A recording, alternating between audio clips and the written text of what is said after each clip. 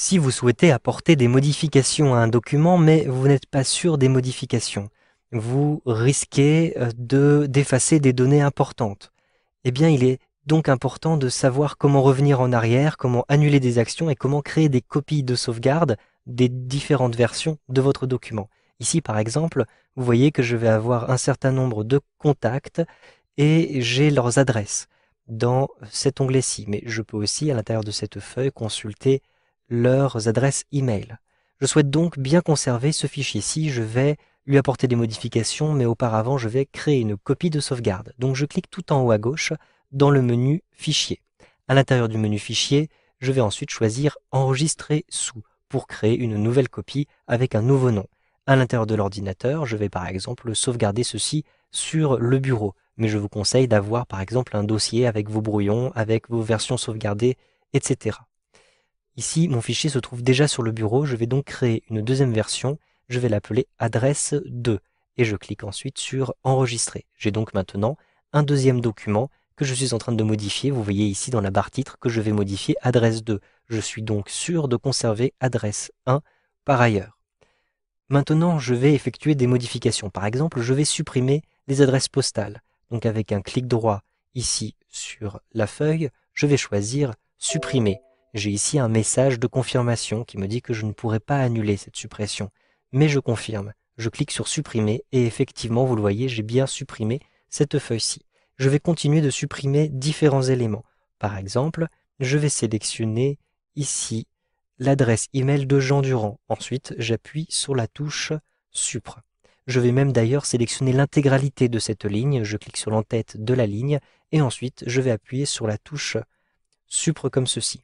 Je vais même d'ailleurs supprimer ici la colonne avec les villes. Je la sélectionne. Avec un clic droit, je vais choisir supprimer. Donc là, je n'ai pas effacé le contenu comme je l'ai fait avec cette ligne-ci. J'ai carrément supprimé la colonne. Maintenant, je regrette ces différentes modifications. Comment faire pour les annuler? Sachez que vous avez plusieurs possibilités. Tout en haut, à gauche, ici, tout en haut de votre fenêtre, vous avez des outils rapides qui s'appellent annuler et rétablir. Si je clique sur la petite flèche, j'ai d'ailleurs la possibilité de retrouver les différentes actions. C'est là l'historique de mes actions. Donc j'ai supprimé, j'ai effacé et j'ai effacé. Je peux même annuler mes 3 opérations. Mais tout d'abord, je vais annuler la première opération. Donc je clique simplement sur la petite flèche bleue comme ceci. Je retrouve la colonne F que j'avais supprimée. J'ai aussi un raccourci clavier qui m'est indiqué lorsque je positionne le curseur de la souris à cet endroit-ci.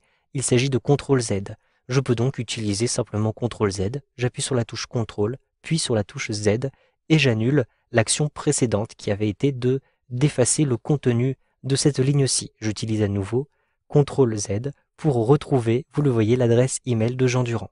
Si j'utilise à nouveau CTRL Z, comme ceci, eh bien j'ai une notification sonore que vous avez peut-être entendue d'ailleurs, qui m'indique que je ne peux pas supprimer la première action que j'ai faite, et vous vous souvenez, cette première action avait été de supprimer une feuille. Donc il est très important de comprendre que vous ne pourrez pas annuler la suppression d'une feuille, et c'est très important de le comprendre parce que vous risquez de perdre des informations très importantes de cette manière-ci.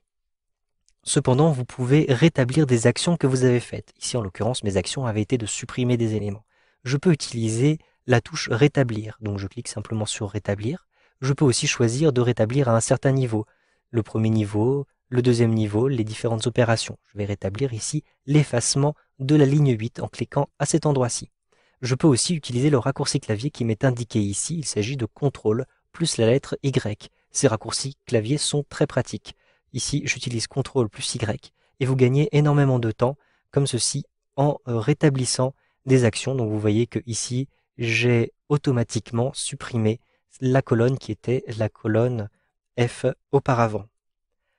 Si maintenant je sauvegarde ces différentes modifications avec la suppression, par exemple, je clique tout en haut à droite pour fermer le document et je choisis ici enregistrer. Eh bien, je vais avoir à l'intérieur de mon document adresse 2, effectivement, des éléments qui vont manquer si je l'ouvre à nouveau.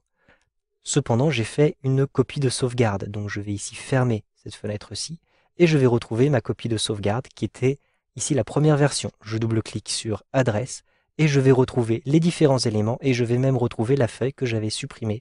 Donc heureusement que j'avais effectué une copie de sauvegarde. Si je sélectionne maintenant différents éléments et que je les supprime, si je choisis de fermer la fenêtre, il faut faire très attention, je peux choisir ici de ne pas enregistrer et donc je serai sûr de n'appliquer aucune des modifications dans mon document. Lorsque je vais l'ouvrir la fois suivante, je vais retrouver les éléments que j'avais donc supprimés à l'instant parce que je ne les avais pas sauvegardés. Vous savez donc maintenant comment bien sécuriser les différentes manipulations que vous faites à l'intérieur de vos tableurs avec Excel 2013.